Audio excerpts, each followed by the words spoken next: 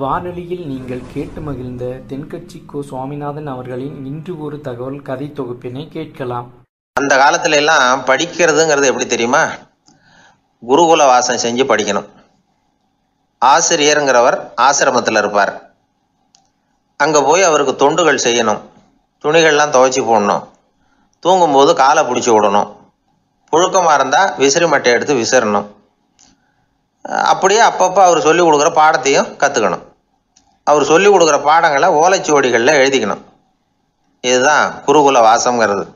இப்போ மாதிரிலாம் கிடையாது. ஆக குருகுல வாசம்ங்கிறது மனசையும் பண்படுத்தும், அறிவையும் பண்படுத்தும். அப்படி ஒரு பயிற்சி அது. அந்த காலத்தில் பஞ்சபாண்டவர்கள் ஒரு குருகுலத்தில் படிக்க போனாங்களாம். ஏற்கனவே அங்கே ஒரு 15 பேர் இருந்திருக்கிறாங்க. இவங்களையும் சேர்த்து மொத்தம் 20 பேர். எல்லாரும் ரொம்ப ஆர்வத்தோடு அங்கே தங்கி படிச்சுக்கிட்டு இருக்கிறாங்க. 2 வருஷம் ஓடி போச்சு. எல்லாரும் ஊருக்கு திரும்ப வேண்டிய நேரம். ஆசிரியர் ஒவ்வொருத்தராக கூப்பிட்டார். இது வரைக்கும் என்ன கற்றுக்கிட்ட அப்படின்னு கேட்டார். அவங்க தாங்கள் எழுதி வச்சிருந்ததை சொன்னாங்க, கற்றுக்கிட்டதை சொன்னாங்க. அங்கே படிக்க வந்தவங்க எல்லாருமே புத்திசாலிகள். அது மட்டும் இல்லை, பல பேர் அரச குடும்பத்தை சேர்ந்தவங்க, இளவரசர்களாக வேற இருக்கிறவங்க.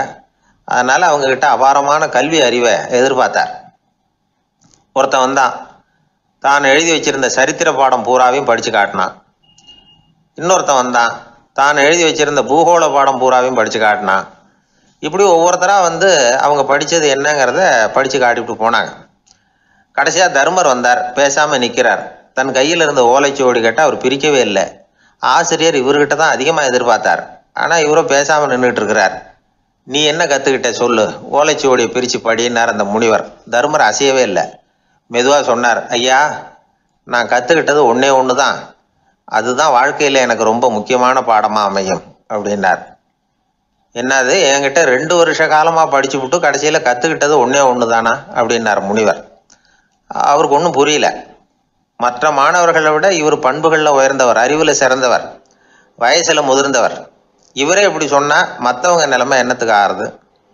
அவங்க ரொம்பவும் கெட்டு போயிடுவாங்களே அப்படின்னு அவர் யோசனை பண்ணார். தர்மா, நல்லா யோசனை பண்ணி பதில் சொல்லு.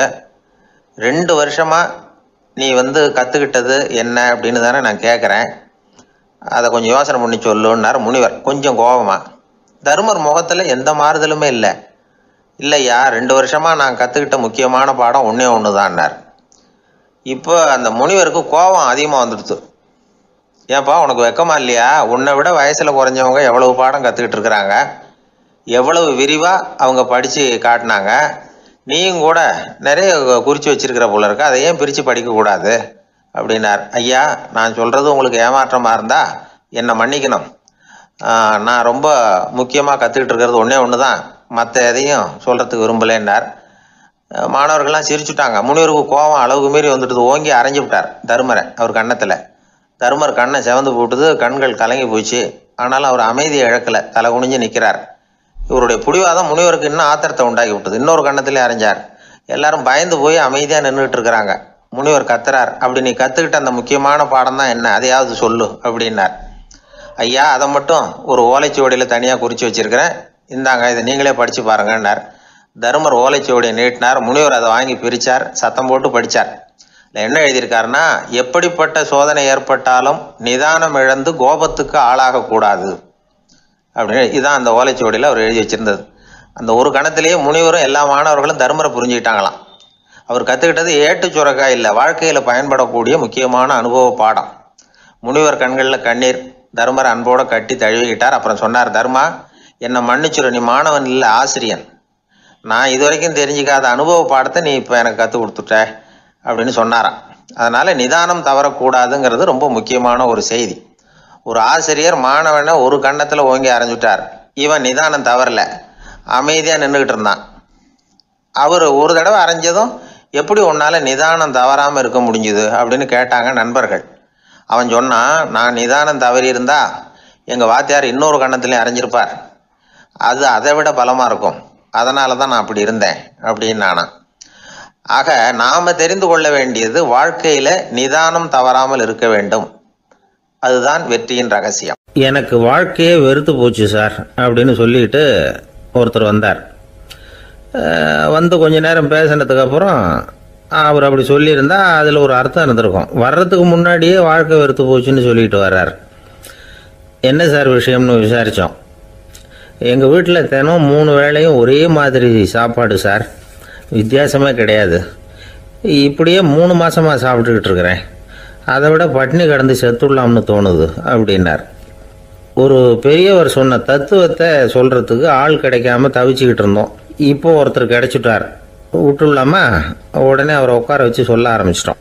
அதாவது நாம் அனுபவிக்கிற உணர்வுகளில் களிப்பு, மகிழ்வு, ஆனந்தம் இது 3க்கும் ஒன்றுக்கு ஒன்று வித்தியாசம் உண்டு. மேம்போக்காக பார்க்குறதுக்கு இது 3 ஒன்று மாதிரி தோணும். ஆனால் அது அப்படி இல்லை. களிப்புங்கிறது உடம்பை பொறுத்தது, மகிழ்வுங்கிறது மனசை பொறுத்தது, ஆனந்தம்ங்கிறது ஆன்மாவை பொறுத்தது.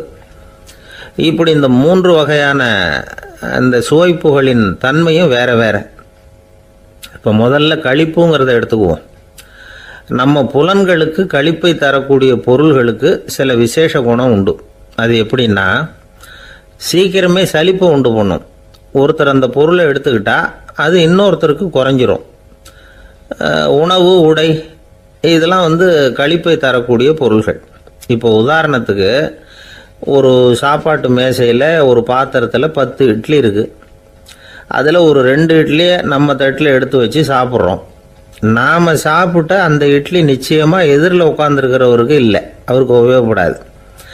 நாம் சாப்பிட்ட அதே இட்லியை அவரும் சாப்பிட முடியாது, அவர் வேற தான் எடுத்து வச்சுக்கணும். அது மாதிரி நாம் ஒரு சட்டையை எடுத்து போட்டுக்கிறோம், அதே சட்டையை அதே நேரத்தில் இன்னொருத்தர் போட்டுக்க முடியாது. புலன்களுக்கு களிப்பை தரக்கூடிய இது மாதிரி பொருள்கள்லாம் முதல் தடவை நமக்கு கொடுக்குற களிப்பை 2வது தடவையும் கொடுக்காது. 3வது தடவை இன்னும் குறையும், கடைசியில் வெறுப்பாகவும் மாறிடும்.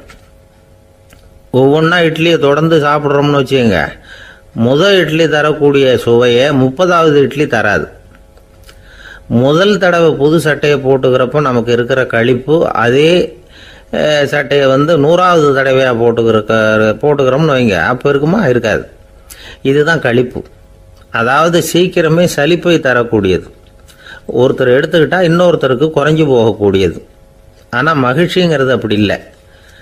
ஒருத்தர் அனுபவிக்கிறதுனால இன்னொருத்தருக்கு குறைஞ்சி போகாது. இப்போ காலையில் சூரியன் உதயம் ஆகிறத பார்த்து சந்தோஷப்படுறோம், அதையே இன்னொருத்தரும் பார்த்து சந்தோஷப்படலாம். ஒரு நல்ல சங்கீதத்தை கேட்குறோம், ஒரு அழகான ஓவியத்தை ரசிக்கிறோம், நீங்கள் ரசிக்கிற அதே நேரத்தில் இன்னொருத்தரும் அதை ரசிக்கலாம். அதனால் அது குறைஞ்சி போகிறதில்ல. இது மகிழ்வு. ஆனால் ஒன்று, ஒரே பாடலை திரும்ப திரும்ப கேட்டுக்கிட்டு இருந்தால் கடைசியில் அலுப்பு தட்டும். அதாவது மகிழ்வுங்கிறது எப்படின்னா, மற்றவங்களோட பகிர்ந்து கொள்றதுனால குறையாது. ஆனால் ஒரே பொருள் மீண்டும் மீண்டும் அனுபவிப்பை தர்றப்போ முதல்ல மகிழ்வு அதிகரித்து அதுக்கப்புறம் அது மங்கி மறைஞ்சு போயிடும். இதுதான் அந்த மகிழ்வுங்கிறதுக்கு இலக்கணம். சரி, இப்போ 3வதாக சுகம் தரக்கூடிய ஆனந்தம்ங்கிறது எப்படின்னா, இது நமக்கு உள்ளே இருந்து சுரக்கிறது. மனசு சலனங்கள்லேருந்து விடுபடுறப்போ இந்த ஆனந்தம் நமக்கு கிடைக்கும். இது நிலையான சுகம், ஆத்ம சுகம். களிப்பிலிருந்து மகிழ்வுக்கும், மகிழ்விலிருந்து ஆனந்தத்துக்கும் செல்றது தான் மனிதன் நடத்த வேண்டிய முக்கியமான பயணம். இவ்வளவு விஷயத்தையும் கேட்டுட்டு இந்த காலத்து பையன் ஒருத்தன் வந்தான். சார், இப்போ நீங்கள் ஒரு சாப்பாட்டு மேசையில் ஒரு 10 இட்லி வைக்கிறீங்க, என்ன உட்கார வைங்க, எதிரில் இன்னொருத்தனை உட்கார வைங்க, நான் களிப்பு மகிழ்வுலாம் தாண்டி நேரடியாக ஆனந்தத்துக்கு பயணம் பண்ணி காட்டுறேன் அப்படின்னா. ஒன்றும் புரியல அவன் சொன்னது. அது எப்படி, அப்படி என்ன பண்ணுவ நீ அப்படின்னு சொல்லி கேட்டோம் ஆச்சரியமா. 2 இட்லி சாப்பிட்டா தானே சார் களிப்பு, நான் 10 இட்லியும் மொத்தமாக சாப்பிட்ருவேன், அடுத்தவனுக்கு எதுவும் கிடைக்காது, அவனுக்கு கிடைக்காதபடி நாமே சாப்பிட்டுறோம்ல, அதுதானே நமக்கு ஆனந்தம் அப்படின்னு அதுக்கு ஒரு விளக்கம் சொல்கிறான். ஒரு ஊரில் ஒரு ஆள் இருந்தான், கற்பனையிலேயே காலத்தை கடத்திக்கிட்டு இருந்தான். ஒரு நாள் ஒரு மரத்தடியில் உட்காந்துருந்தான். அவனுக்கு பசிக்கிற மாதிரி தெரிஞ்சுது.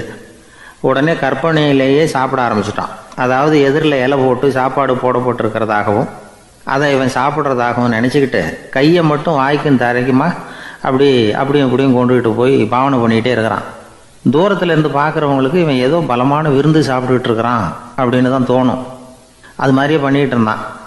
அந்த வழியாக ஒரு சன்னியாசி வந்துக்கிட்டு இருந்தார். இவனை பார்த்தார். என்ன இவன் இப்படி பண்ணிகிட்டு இருக்கிறானே அப்படின்னு நினச்சாரு. கொஞ்ச நேரம் அவனையே உத்து பார்த்துக்கிட்டு இருந்தார். இவரை பார்த்ததும் அவன் இன்னமும் சுவாரஸ்யமாக சாப்பிட ஆரம்பிச்சிட்டான். அப்பப்பா என்ன இது, இந்த குழம்பு இவ்வளவு காரமாக இருக்குது, என்னுடைய நாக்கே எரிஞ்சு போடும் போல இருக்கே அப்படின்னு சொல்லிக்கிட்டு பக்கத்தில் ஒரு குவளையை எடுத்து தண்ணி குடிக்கிறது மாதிரி பாவனை பண்ணுறான். அப்பாடா இப்போ கொஞ்சம் பரவாயில்ல அப்படின்னு சொல்லிக்கிட்டு குவளையை கீழே வைக்கிறது மாதிரி ஒரு பாவனை பண்ணுறான். சன்னியாசி பார்த்தார். என்னப்பா சாப்பாட்டில் காரம் அதிகமோ அப்படின்னார். ஆமாம் சுவாமி, ஞாபகம் மறதியில் கொஞ்சம் மிளகாய் அதிகமாக சேர்த்துக்கிட்டேன் அப்படின்னா. சரி சாப்பிடு அப்படின்னு சொல்லிட்டார். அவன் சாப்பிட்டு முடிக்கிற வரைக்கும் பொறுமையாக உட்காந்துருந்தார். அவன் அப்பாடா அப்படின்னு சொல்லிட்டு மறுபடியும் தண்ணியை எடுத்து குடித்தான். எல்லாம் கற்பனையிலேயே. அதுக்கப்புறம் சன்னியாசி பேச ஆரம்பித்தார். இதை பாருப்பா, உன்னுடைய கற்பனையை நான் மெச்சுறேன், இருந்தாலும் உன் சாப்பாட்டில் ஒரு இனிப்பையும் வச்சுருக்கலாமே, ஏன் மிளகாயை அளவுக்கு அதிகமாக போட்டுவிட்டு அவஸ்தைப்படுறேன் அப்படின்னார். அவன் யோசிக்க ஆரம்பித்தான். அதுக்கப்புறம் இவர் சொன்னார், இதை பாருப்பா, இனிமேல உன்னுடைய கற்பனையும் உயர்ந்ததாக இருக்கட்டும் அப்படின்னு உபதேசம் பண்ணிவிட்டு போனார். எப்பவும் உயர்வை பற்றியே சிந்திக்கணும், உயர்வு கிடைக்கலன்னா கூட அப்படி சிந்திக்கிறத நிறுத்தப்படாது அப்படிங்கிறார் திருவள்ளுவர். உள்ளுவது எல்லாம் உயர் உள்ளல், மற்ற அது தள்ளினும் தள்ளாமை நேர்த்து. ஊக்கம் இல்லாமல் உலகத்தில் வாழ்ந்து பிரயோஜனம் இல்லை. அதனால் உயர்வாகவே சிந்திக்கணும். அது நம்மளை ஊக்கப்படுத்தும். இது பெரிய ஒரு வாக்கு. இந்த உலகத்தில் கற்பனையிலேயே வாழ்கிற சில கஞ்சர்களும் உண்டு. அதாவது 2 கஞ்சர்கள், 2 பேரும் பக்கத்து பக்கத்து ஊரில் இருந்தாங்க. பொங்கல் சமயம் ஒரு கஞ்சன் தன்னுடைய மகனை கூப்பிட்டான். இதை பாருப்பா, பக்கத்து ஊரில் என்னுடைய நண்பன் ஒருத்தன் இருக்கிறான், அவனுக்கு பொங்கல் பரிசு ஏதாவது கொடுக்கணும், நான் ஒரு 4 ஆட்டுக்குட்டியை தரேன், நீ கொண்டுகிட்டு போய் கொடுத்துட்டு வந்துவிடுறியா அப்படின்னு கேட்டான். சரி, நான் புள்ள ஒரு பைய கையில் எடுத்துக்கோன்னா. அவன் எடுத்துக்கிட்டான். இந்த ஆட்டுக்குட்டி பிடிச்சிக்கோ அப்படின்னு சொல்லி ஒவ்வொன்றா போடுறேன் பார் அப்படின்னு சொல்லிட்டு 1 2 3 4 அப்படின்னு எண்ணிக்கிட்டே வெறும் சைகையாலேயே ஆட்டுக்குட்டியை பிடிச்சி போடுறது மாதிரி பாவனை பண்ணிகிட்டு இருக்கிறான். அவன் பிள்ளையும் அது ரொம்ப அக்கறையாக வாங்கிக்கிறது மாதிரி வாங்கிக்கிட்டு அந்த பையை தூக்கிக்கிட்டு அடுத்த ஊருக்கு போகிறான். இவன் அங்கே போய் சேர்ந்த நேரத்தில் அந்த கஞ்சன் ஊரில் இல்லை, எங்கேயோ வெளியில் போயிருக்கிறான். அவனோட புள்ள மட்டும்தான் வீட்டில் இருந்தான். இவன் அவங்கிட்ட, இதை பாரு, எங்கள் அப்பா உங்கள் அப்பாவுக்கு ஆட்டுக்குட்டி கொடுத்து அனுப்பியிருக்கிறாரு, பிடிச்சிக்கோ அப்படின்னு சொல்லி பாவனையிலேயே ஒவ்வொன்றா எடுத்து அவங்ககிட்ட கொடுத்துட்டான். அவனும் வாங்கிட்டான் வாங்கிறது மாதிரி. அப்புறம் சொன்னான், சரிப்பா, நானும் பதிலுக்கு ஏதாவது ஒன்றுகிட்ட கொடுக்கணும் இல்லையா, அதனால் அந்த பையை பிடி, ஒரு 10 எலுமிச்சம்பழம் தரேன், பதிலுக்கு அதை நீ எடுத்துகிட்டு போ அப்படின்னு சொல்லி கையாலேயே ஒவ்வொன்றா எடுத்து போடுறது மாதிரி பாவனை பண்ணிவிட்டான். அவனும் ரொம்ப நன்றி அப்படின்னு சொல்லிவிட்டு அதை வாங்கிட்டு போயிட்டான். கொஞ்ச நேரம் கழித்து வெளியில் போயிருந்த அப்பங்காரன் திரும்பி வந்தான். உள்ள சொன்னான், அப்பா, உன்னோட நண்பர் அவருடைய மகன் மூலமாக உனக்கு 6 ஆட்டுக்குட்டி கொடுத்து அனுப்பியிருந்தார், நானும் பதிலுக்கு ஒரு 10 எலுமிச்சம்பழம் கொடுத்து அனுப்பியிருக்கிறேன் அப்படின்னா. எப்படிடா கொடுத்தேன்னு கேட்டார் அப்பா. இப்படி தான் கொடுத்தேன்னு சொல்லி சைகையிலேயே காட்டினான். இதை பார்த்ததும் அப்பங்காரனுக்கு பயங்கரமாக கோவம் வந்துட்டுது. பலார்னு அரைஞ்சுட்டான் பையனை. ஏன்ப்பா அரைஞ்ச? 10 எலுமிச்சம்பழம் கொடுத்துட்டேனே அப்படிங்கிறதுக்காகவா அப்படின்னு கேட்டான். அது கூட பரவாயில்ல, நீ காட்டுற சைகையை பார்த்தா ஆரஞ்சு பழம் சைஸுக்கு இருக்குதே, அவ்வளவு பெருசாக ஏன் கொடுத்த? அதுதான் எனக்கு கோபம் அப்படி. இயேசுநாதர்கிட்ட ஒருத்தர் கேட்டாராம், இயேசுவே என்னை எவ்வளவு நேசிக்கிறீர்கள் அப்படின்னு. அவர் தன்னுடைய 2 கைகளையும் அகல விரித்து இவ்வளவு என்று சொல்லி சிலுவையில் உயிர் நீத்தார் அப்படின்னு சொல்லுவாங்க. அதாவது அந்த நேசிப்புக்கு எல்லை கிடையாது, அதே போல மன்னிப்புக்கும் எல்லை கிடையாது. இது இயேசுநாதர் சொல்லி கொடுத்த ஒரு பாடம். இயேசுனுடைய சீடர்களில் ஒருத்தன் பீட்டர், அவன் ஒரு நாள் இயேசுநாதர்கிட்ட கேட்டிருக்கான், இயேசுவே, நான் என்னுடைய தம்பி கிட்ட அடிக்கடி சண்டை போட்டுக்கிட்டு இருக்கிறேன், என்னுடைய சகோதரன் கூட, அவனை நான் எத்தனை தடவை மன்னிக்கிறது?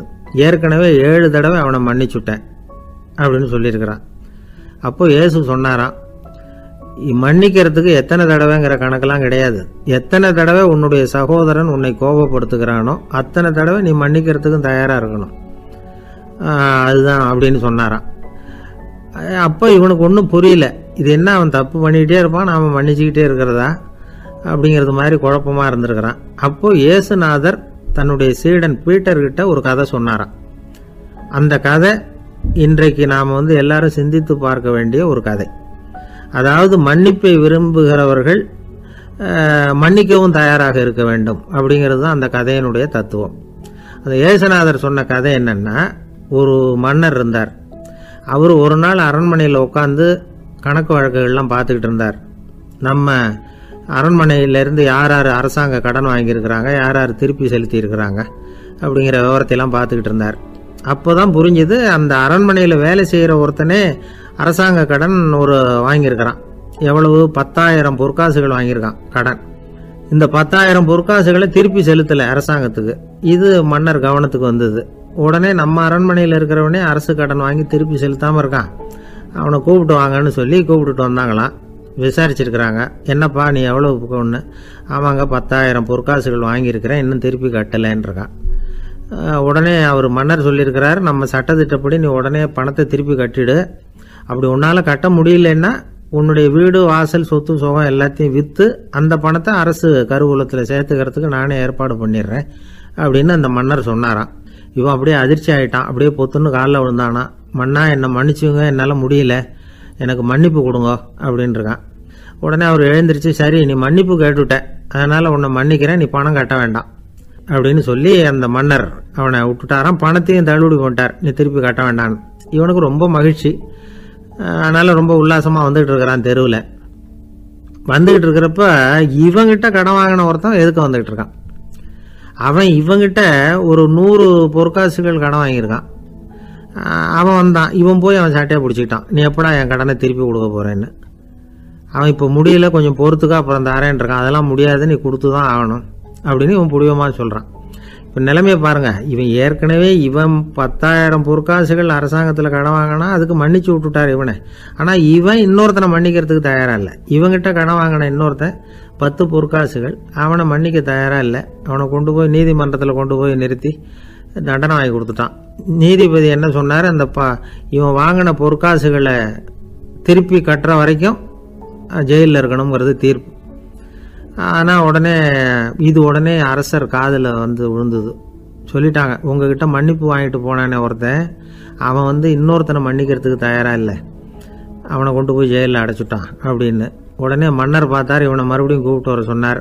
தபாரப்பா, நான் உன்னை மன்னிச்சு விட்டேன், ஆனால் நீ இன்னொருத்தனை மன்னிக்கிறதுக்கு தயாராக இல்லை, அதனால் என்னுடைய தீர்ப்பையும் மாத்துறேன், நீயும் அரசு கடன் தீர்ற வரைக்கும் ஜெயிலில் தான் இருக்கணும் அப்படின்னு சொல்லி ஜெயிலுக்கு அனுப்பிச்சிட்டாராம். இப்படி ஒரு கதையை இயேசுநாதர் தன்னுடைய சீடருக்கு சொன்னதாக ஒரு வரலாறு. அது என்ன, அதுலேருந்து நாம் புரிந்து கொள்ள வேண்டியதுன்னா, நாம் மன்னிக்கப்படணும்னு நாம் விரும்புகிறோம்னா நாம் இன்னொருத்தரை மன்னிக்கிறதுக்கு தயாராக இருக்கணும். அதனால் நாம் இன்னொருத்தரை யாரையும் மன்னிக்க மாட்டோம், ஆனால் என்ன இன்னொருத்தரை மன்னிக்கணும் அப்படிங்கிறது மாதிரி செய்யக்கூடாதுன்னு சொல்லுவாங்க. அது மாதிரி நாம் இப்போ இது தப்பாக புரிஞ்சுக்கிறவங்களும் இருக்கிறாங்க. பாவம் மன்னிப்புங்கிறதுலாம் எதுக்குன்னா, அதாவது மறுபடியும் பாவம் செய்யாமல் இருக்கிறதுக்காக தான். அதான் மன்னிக்கிறாரே அப்படிங்கிறதுக்காக மறுபடியும் பாவம் பண்ணிகிட்டு இருக்கிறது இல்லை. அதான் ஒருத்தர் கேட்டாராம், பாவத்திலேருந்து மன்னிப்பு கிடைக்கணும்னா நீ என்ன செய்யணும் அப்படின்னு கேட்டிருக்கார். அதுக்கு அவன் சொல்லியிருக்கிறான், நான் முதல்ல பாவம் செய்யணும், அப்போ தானே மன்னிப்பு கிடைக்கும் அப்படின்னு நானாம். இப்படிப்பட்டவர்கள் தான் இன்றைக்கி உலகத்தில் அதிகமாக இருக்கிறாங்க. அதனால் இந்த மன்னிப்பின் மகத்துவங்கிறது இயேசுநாதர்கிட்டேருந்து தான் நாம் புரிஞ்சுக்கணும். அந்த இயேசு சொன்ன அந்த மன்னிக்கிற மனோபாவம் இருந்தால் இன்றைக்கி உலகம் பூராவும் அமைதி பூங்காவாக இருக்கும். அதில் ஒன்றும் ஆச்சரியமே இல்லை, அதில் ஒன்றும் சந்தேகமும் இல்லை. அதனால் மன்னிக்கிற மனோபாவத்தை நாம் எல்லாரும் நமக்குள்ளே வளர்த்து கொள்ள வேண்டும் அப்படிங்கிறது தான் நாம் இன்றைக்கு எல்லோரும் சிந்தித்து பார்க்க வேண்டிய ஒரு செய்தி. ஒரு ஊரில் ஒரு மன்னர் இருந்தார். அவர் பக்கத்து தேசத்து மேலே படையெடுக்கணும்னு நினச்சிக்கிட்டு இருந்தார். அதையும் தன்னுடைய நாட்டோட சேர்த்துக்கணுங்கிற ஆசை. எப்போ படையெடுக்கலாம்னு யோசிச்சுக்கிட்டு இருந்தார். இப்படி யோசிச்சுக்கிட்டு இருந்த சமயத்தில் ஒரு பெரியவர் அவரை தேடிட்டு வந்தார். அவர் அடிக்கடி வருவார், அவர்கிட்ட பேசிக்கிட்டு இருப்பார். இப்போவும் அப்படி தான் வந்தார். என்ன மன்னா யோசனைன்னாரு. இவர் தன்னுடைய யோசனையை சொன்னார். இந்த சமயத்தில் மன்னருக்கு தாகம் எடுத்தது, தண்ணி குடிக்கணும் போல இருந்தது. உடனே அங்கே இருந்த ஒரு அரண்மனை பணியாளரை கூப்பிட்டார். போய் கொஞ்சம் தண்ணி கொண்டு வாப்பா அப்படின்னார். அந்த பணியாளர் போனார், ஒரு கோலையில் தண்ணி கொண்டு வந்தார். ராஜா கிட்ட நீட்டினார். ராஜா அதை வாங்கி குடிக்கிறதுக்காக வாயிட்ட கொண்டுட்டு போனார். அந்த நேரம் பார்த்து, மன்னா கொஞ்சம் பொறுங்கன்னார் இந்த பெரியவர். ஆவலோட குடிக்க போன மன்னர் அப்படியே நிறுத்திக்கிட்டு பெரியவரை பார்த்தார். இப்போ அந்த பெரியவர் சொன்னார், மன்னா, இப்போ உங்களை விட வலிமை உள்ள ஒரு சக்தி உங்களுக்கு தண்ணி கொடுக்க மறுத்துடுதுன்னு வைங்க, உங்களை குடிக்க விடாமல் தடுத்துடுது அப்படின்னா இப்போ இந்த ஒரு குவளை தண்ணீரை வந்து என்ன விலை கொடுத்து வாங்குவீங்க அப்படின்னு கேட்டார். இப்போ எனக்கு இருக்கிற தாகத்துக்கு என்னுடைய அரசாங்கத்தில் பாதியையாவது கொடுத்து இந்த தண்ணியை வாங்குறதுக்கு தயங்க மாட்டேன்னார் அவர். சரி, இப்போ அந்த தண்ணியை குடிங்கன்னார் பெரியவர். மன்னர் ஆவலோடு அந்த தண்ணியை குடிச்சு முடித்தார். அதுக்கப்புறம் கொஞ்ச நேரம் தன்னுடைய படையெடுப்பை பற்றி சொல்லிக்கிட்டு இருந்தார். கொஞ்ச நேரம் கழித்து மறுபடியும் இந்த பெரியவர் கேட்டார், மன்னா, இப்போ நீங்கள் ஒரு குவளை தண்ணீரை வந்து குடிச்சு முடிச்சுட்டீங்க. இப்போ அந்த தண்ணீர் உங்கள் உடம்பை விட்டு வெளியில் வரக்கூடிய பாதை அடப்பட்டு போச்சு அப்படின்னு வச்சுக்கோங்க. அதை வெளியேற்றுவதற்காக நீங்கள் எவ்வளவு செலவழிப்பீங்க அப்படின்னு கேட்டார். மன்னர் யோசனை பண்ணார். அப்படி ஒரு நிலைமை ஏற்பட்டு போச்சுன்னா என்னுடைய அரசாங்கம் பூராவையும் அதுக்கு ஈடாக தர்றதுக்கு கூட தயங்க மாட்டேன்னார். இப்போ அந்த பெரியவர் சொன்னார், எந்த அரசாங்கத்தின் மதிப்பு ஒரு கோவளை தண்ணீர் அளவுக்கு கூட இல்லையோ அந்த அரசாங்கத்தை அடையணுங்கிற பேராசையில் மனிதர்கள் தங்களுடைய சகோதரர்கள் கூடவே சண்டை போட்டுக்கிறாங்களே, அதில் ஏதாவது அர்த்தம் இருக்குதா அப்படின்னாராம். மன்னருக்கு இப்போதான் அர்த்தம் புரிஞ்சுதான். மனசில் தெளிவு உண்டாச்சு. தன் மனசுக்குள்ளே உண்டான வெறியை விரட்டி அடிச்சு விட்டார். அதுக்கப்புறம் நிம்மதியாக ஆட்சி புரிஞ்சார். இப்படி ஒரு கதை. உயிருக்கு என்ன விலை கொஞ்சம் யோசனை பண்ணி பாருங்கள். ஆனால் அது இப்போ எவ்வளோ மலிவாக போயிட்டுது, அதையும் யோசனை பண்ணி பாருங்களேன். ஆசை வந்து பேராசையாக மாறுது, அப்புறம் அது வெறியாக ஆகுது, அதுக்கப்புறம் பைத்தியம் பிடிக்குது.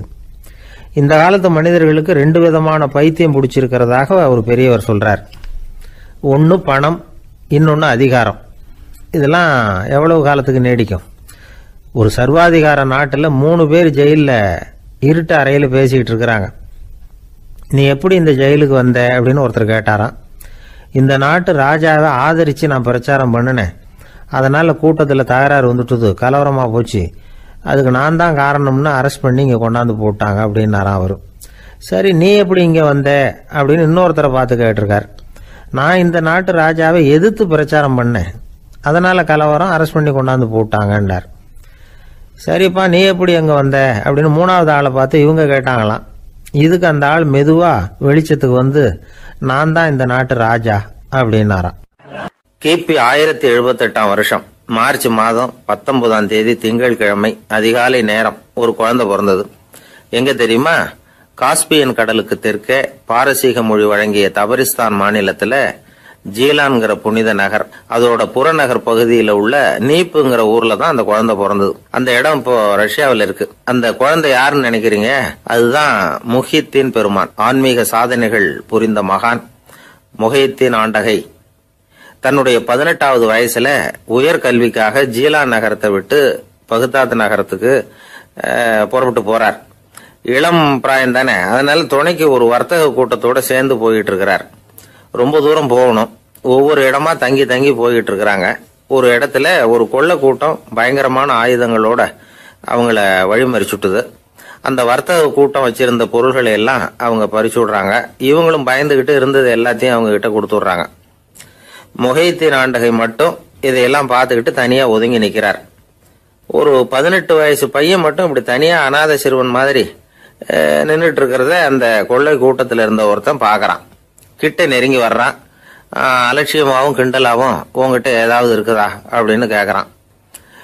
இவங்கிட்ட என்ன இருக்க போகுது அப்படிங்கிற நம்பிக்கையில அவன் அப்படி கேட்கறான். உடனே இவரு, ஓ இருக்குதே, என்கிட்ட 40 தீனார் இருக்கு அப்படிங்கிறார். இப்படி சொல்லியும் அந்த கொள்ளைக்காரனுக்கு நம்பிக்கை வரல. என்னடா அவன் விளையாடாத, பொய் சொல்லாத, உண்மையை சொல்லு அப்படிங்கிறான். அவன் உண்மையைத்தான் சொல்றேன், என்கிட்ட 40 தீனார் இருக்கு அப்படிங்கிறார். இவர் எங்க வச்சிருக்கிற அப்படின்னு கேக்குறான். சட்டையின் விழாப்புறத்துல உள்ள பகுதியில அதை வச்சு தச்சிருக்கிறாங்க அப்படின்னு உண்மையை சொல்றார். உடனே கொள்ளை கூட்ட தலைவன் அதை கத்தியால கீறிப்பார் அப்படின்னு உத்தரவு போடுறான். அந்த சட்டையை கிழிக்கிறாங்க. உள்ள இருந்து 40 பொற்காசுகளும் பொல பொலன்னு கீழே கொட்டுச்சு. அதை பார்த்த உடனே அந்த கொள்ளை கூட்ட தலைவன் மலைச்சு போய் நின்னுட்டான். காசை பார்த்துட்டு அவன் மலைச்சு போகல, பொய் பேசாத அந்த பையனோட நேர்மையை பார்த்துட்டு அவன் அப்படி நின்னான். மெதுவா அந்த பையன் கிட்ட வந்தான். ஏன்பா, நீ என்ன பணக்கார குடும்பமா அப்படின்னு கேட்டான். அப்படிலாம் இல்ல, எனக்கு அப்பா இல்ல, அம்மா மட்டும்தான் உண்டு. எங்க அப்பா எனக்குன்னு விட்டு போன சொத்தே இந்த 40 தீனார் தான் அப்படின்னாரு இவர். அப்படி இருந்துமா உண்மை பேசணும்னு ஆசைப்பட்டேன், என்கிட்ட ஒண்ணும் இல்லைன்னு ஒரு வார்த்தை சொன்ன உன்னை விட்டுருப்போமே அப்படின்னா அவன். அப்படி இல்லைங்க, நான் இறைவன் திருநாமத்தை அறியக்கூடிய கல்வி ஞானத்துக்காக இப்ப போயிட்டு இருக்கிறேன். இறைவன் திருநாமத்தை உச்சரிக்க வேண்டிய நாவால பொய் பேசக்கூடாதுன்னு எங்க அம்மா சொல்லியிருக்கிறாங்க. அதனால நான் எப்பவுமே பொய் சொல்ல மாட்டேன் அப்படின்னு என்னுடைய தாய்க்கு வாக்கு கொடுத்திருக்கிறேன் அப்படின்னார் அவர். முஹையத்தீன் பெருமான் வார்த்தைகளை கேட்ட அந்த கொள்ளையர்கள் மனம் திருந்தி நல்லவங்களா ஆயிடுறாங்க. அந்த கொள்ளையர் தலைவன் பிற்காலத்துல ஒரு பெரிய மகான் ஆயிடுறார். பெரியவர்கள் வாழ்க்கையில நடக்கிற இது மாதிரி சம்பவங்கள் தான் நாம நல்ல விதமா வாழறதுக்கு துணையா இருக்கும். அந்த காலத்துல கொள்ளையர்களே பெரியவங்க செயலை பார்த்து மனம் திருந்தி இருக்கிறாங்க. இந்த காலத்துல யார் இப்படி இருக்கிறா? இந்த காலத்துல மகான் ஒருத்தரை பார்த்தேன், எனக்கு வேண்டியப்பட்ட மகான். ஏங்க நீங்களும் மகான் ஆகிறதுக்கு முன்னாடி கொள்ளை அடிச்சுட்டு இருந்தீங்களா அப்படின்னு கேட்டேன். அவர் மெதுவா கண்ணை திறந்து என்ன நிமிர்ந்து பார்த்தார். அப்படி இல்லப்பா, நான் கொள்ளை அடிக்கிறதுக்காகத்தான் மகானாவே ஆகி இருக்கிறேன் அப்படின்னு சொல்லிவிட்டு மறுபடியும் கண்ணை மூடிட்டார். ஒரு சிகை அலங்கார கூடம், ரொம்ப சுறுசுறுப்பாக எல்லாரும் வேலை செஞ்சுக்கிட்டு இருக்கிறாங்க. முடிவெட்டிக்க வந்திருக்கிறவங்க நிறைய பேர், எல்லாரும் வரிசையாக உட்காந்துருக்குறாங்க. அந்த சமயத்தில் திடீர்னு கதவை திறந்துக்கிட்டு ஒருத்தர் உள்ளே வர்றார். அவர் ஒரு பெரிய மனிதர், அவரும் முடிவெட்டிக்கிறதுக்காக தான் உள்ளே வந்திருக்கிறார். அவரை பார்த்த உடனே அங்கே வரிசையில் உட்காந்துருந்தவங்க எல்லாரும் எழுந்திரிச்சு அவர்கிட்ட வந்துட்டாங்க. அவரை சுற்றி நின்றுக்கிட்டாங்க. எப்படி இருக்கிறீங்க, நல்லா இருக்கீங்களா அப்படின்னு விசாரிக்க ஆரம்பிச்சிட்டாங்க. எல்லாம் முடிஞ்சதும் வந்தவர் கேட்டார், வரிசையில் கடைசியாக இருக்கிறவர் யார் அப்படின்னு கேட்டார். ஏன்னு கேட்டாங்க. நான் அதுக்கு அடுத்தபடியாக உட்காரணும், அதுக்காக தான் கேட்குறேன் அப்படின்னார். உடனே அங்கே இருந்தவங்கெல்லாம் என்ன சொன்னாங்க தெரியுமா? நீங்கள் வரிசையில் காத்திருக்கக்கூடாது, நீங்கள் அரசாங்கத்தின் தலைவர், உங்களுக்கு நேரம் முக்கியம், அதனால் நீங்கள் முன்னாடி போங்க அப்படின்னு சொன்னாங்க. ஆனால் அதை அவர் கேட்கல. தோழர்களே, உங்களுடைய கருத்துக்கு ரொம்ப நன்றி. எல்லாரும் வரிசையாக தான் வரணும், அதுதான் முறை. வரிசையில் வரணுங்கிற நடைமுறையை நானும் பின்பற்ற விரும்புகிறேன். நாம் எல்லாரும் சமமானவர்கள் அப்படின்னார். இப்படி சொல்லிவிட்டு வரிசையில் கடைசியாக இருந்த ஒரு நாற்காலியில் போய் உட்காந்துக்கிட்டார்.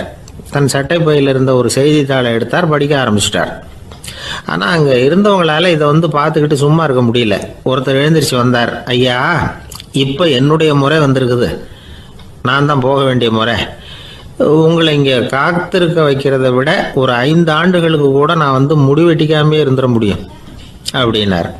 அவர் மறுபடியும் சொன்னார், ஐயா, நீங்கள் வரிசை முறையை தாண்டி போக விருப்பப்படல, சரி, ஆனால் என்னுடைய முறையை மாற்றி கொடுக்கறதுக்கு எனக்கு முழு உரிமை இருக்குது.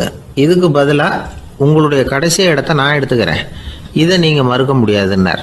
அங்கே இருந்த மற்றவங்களும் இதை ஒரு மனசாக வற்புறுத்த ஆரம்பிச்சிட்டாங்க. அந்த பெரிய மனிதர் பார்த்தார், சரின்னு கடைசியாக ஒத்துக்கிட்டார். அவர் யார் தெரியுமா? அவர் தான் மாவீரர் லெனின்.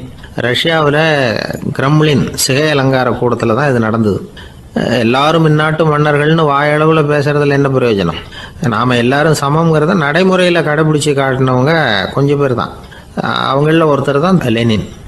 வரிசையில் நின்று வர்றதுங்கிறது ஒரு சிறந்த பண்பு, உயர்ந்த பண்பு. இன்றைக்கி பல இடங்களில் அது நமக்கு தேவைப்படுது. ஒரு ரேஷன் கடை வாசல், கடை திறக்கிறதுக்கு முன்னாடி எல்லாரும் வரிசையில் நின்றுட்டாங்க. கடைசியாக வந்த ஒருத்தர் க்யூவில் முன்னாடி போகிறதுக்கு முயற்சி பண்ணுறார். ஏற்கனவே நின்றுட்டு இருக்கிறவங்க அவரை முன்னாடி போகிறதுக்கு விட மாட்டேங்கிறாங்க. கடைசியாக போய் நில்லையா அப்படின்னு எல்லாரும் கத்துறாங்க. அதான் அவர் காதில் வாங்கலை, முண்டி அடிச்சுக்கிட்டு முன்னாடி போகிறதுக்கே முயற்சி பண்ணிகிட்டு இருக்கிறார். எல்லாரும் சேர்ந்து அவரை வலுக்கட்டாயமாக இழுத்து கொண்டாந்து பின்னாடி கொண்டு போய் நிறுத்திவிட்டு சொன்னாங்க, இதை பாருப்பா, நாங்கள் இருக்கிற வரைக்கும் நீங்கள் முன்னாடி போய் எதையும் வாங்க முடியாது, தெரிஞ்சுக்கோ அப்படின்னாங்க. இப்போ அந்த ஆள் சொன்னாராம், நான் இங்கே பின்னாடி நிற்கிற வரைக்கும் நீங்களும் எதுவும் வாங்க முடியாது அப்படின்னாராம். ஏன்னு கேட்டிருக்கிறாங்க. நான் தான் அந்த கடையை திறக்க வேண்டிய ஆள் அப்படின்னா. வாழ்க்கையில் ரொம்பவும் அடிபட்டு அல்லல் போட்டுக்கிட்டு இருக்கிற ஒருத்தர் வந்தார். மனசு ரொம்பவும் நொந்து போய் பேசினார். இந்த உலகத்தில் மனுஷனாக பிறந்ததை விட மாடாக பிறந்திருக்கலாம் சார் அப்படின்னார். திடீர்னு என்கிட்ட இப்படி சொன்னால் அதுக்கு நான் என்னங்க பண்ண முடியும் அப்படின்னேன். உங்ககிட்ட வரணும்னு தோணுச்சு, அதனால் வந்தேன் அப்படின்னார். சரிங்க, இப்படி ஒரு யோசனை வந்ததுக்கு என்ன காரணம் அப்படின்னு சொல்லி அவர்கிட்ட கேட்டேன். அதுக்கு அவர் சொன்னார், என் பையனுக்கு வேலை தேடுறேன் கிடைக்கல, பொண்ணுக்கு மாப்பிள்ளை தேடுறேன் கிடைக்கல, வீடு கட்டுறதுக்கு கடன் கேட்குறேன் கிடைக்கல, மாடாக பிறந்திருந்தா இது மாதிரி கவலையெல்லாம் கிடையாதுல்ல, பேசாமல் வைக்கோலை தின்னுக்கிட்டு அசை போட்டுக்கிட்டே கடந்து விடலாமே அப்படின்னார் அலட்சியமாக. அதுக்கப்புறம் தான் அவர் சொன்ன கருத்தை நானும் கொஞ்சம் அசை போட ஆரம்பித்தேன் மனசுக்குள்ளே. இப்போது இயற்கையை பொறுத்த வரைக்கும் அது நாம் எல்லாரும் மகிழ்ச்சியாக வாழணும் அப்படின்னு தான் விரும்புது. விலங்குகள், பறவைகள், தாவரங்கள், அப்புறம் மற்ற உயிரினங்கள் எல்லாமும் நல்லபடியாக இருக்கணும் அப்படிங்கிறது தான் இயற்கையோட விருப்பம். அதில் ஒன்றும் சந்தேகம் இல்லை. இயற்கையோட அமைப்பை கொஞ்சம் கவனித்து பார்த்தா அதை நாம் நல்லா புரிஞ்சுக்கலாம். இருந்தாலும் இந்த ஆள் சொன்னதை கேட்ட பிறகு தான் ஒரு முக்கியமான வேறுபாடு புரிஞ்சுது. அதாவது இந்த உலகத்தில் உள்ள முக்கியமான பிரச்சனைகள் 6. அந்த 6 பிரச்சனைகளும் ஆடு மாடுகளுக்கு கிடையாது, மரம் செடி கொடிகளுக்கு கிடையாது. ஆனால் மனுஷன் அந்த 6 பிரச்சனைகளையும் சந்திக்க வேண்டியிருக்கு. சரி, அந்த 6 பிரச்சனைகள் என்னென்ன தெரியுமா? முதல்ல இந்த ஆடு மாடுலாம் நமக்குன்னு சொந்தமாக ஒரு வீடு இல்லையே அப்படின்னு கவலைப்பட்டுக்கிட்டு இருக்கிறதில்ல. ஆனால் மனிதனுக்கு வீடு தேவைப்படுது. இது ஒரு வித்தியாசம். இப்போ 2வது பிரச்சனை என்னென்னா ஆடை பிரச்சனை. ஒரு கோழியோ சேவலோ நாம் போட்டுக்கிறதுக்கு ஒரு சட்டை இல்லையே அப்படின்னு கவலைப்படுறதில்ல. ஆனால் மனுஷனுக்கு அந்த கவலை உண்டு. சரி, இப்போ 3வது என்னன்னு பார்த்தா கல்வி பிரச்சனை. ஒரு பசுமாடு கவலையோடு நின்றுக்கிட்டு இருக்கு அப்படின்னு வச்சுக்குவோம். நீங்கள் அதுக்கிட்ட போய் ஏன் பசுமாடை கவலையோடு நின்றுக்கிட்டு இருக்கிற அப்படின்னு கேட்குறீங்க. என் கண்ணுக்குட்டிக்கு எல்கேஜியில் இடம் கிடைக்கல, டொனேஷன் கொடுக்கறதுக்கு கையில் பணமும் கிடையாது, சிபாரிசுக்கு யாரை பிடிக்கிறதுன்னு தெரியல, இப்படியா சொல்லிகிட்டு இருக்கோம். அதுக்கு அந்த கவலையெல்லாம் கிடையாது. ஆனால் மனிதனுக்கு அந்த கவலை உண்டு. 4வது என்னன்னு பார்த்தீங்கன்னா வேலை வாய்ப்பு பிரச்சனை. வேலை கிடைக்கலையே அப்படின்னு வேப்ப மரம் கவலைப்படுறதில்ல, ஆனால் மனுஷன் கவலைப்படுறான். 5வது என்னன்னு பார்த்தா கல்யாண பிரச்சனை. எருமை மாடு பசுமாடு எல்லாம் பொண்ணுக்கு மாப்பிள்ளை தேடிட்டாலே இது பேப்பரில் மணமகன் தேவை அப்படின்னு விளம்பரமாக கொடுக்குது, அதெல்லாம் கிடையாது. 6வது என்னன்னு பார்த்தீங்கன்னா பணம் சம்பந்தமான பிரச்சனை.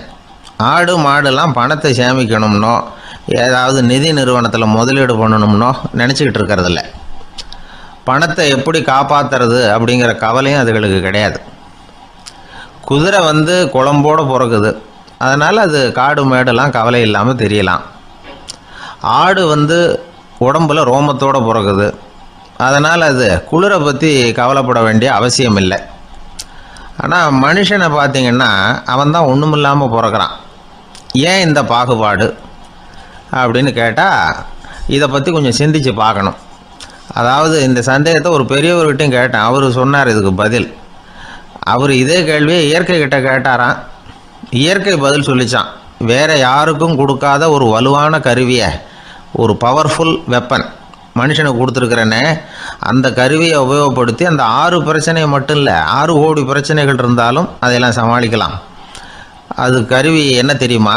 அதுதான் 6வது அறிவு. அதை உபயோகப்படுத்தினா காலுக்கு செருப்பு தயார் பண்ணிக்கலாம், குளிருக்கு போர்வை தயார் பண்ணிக்கலாம், என்ன வேணும்னாலும் செய்யலாம் அப்படின்னு இயற்கை பதில் சொல்லிச்சான்.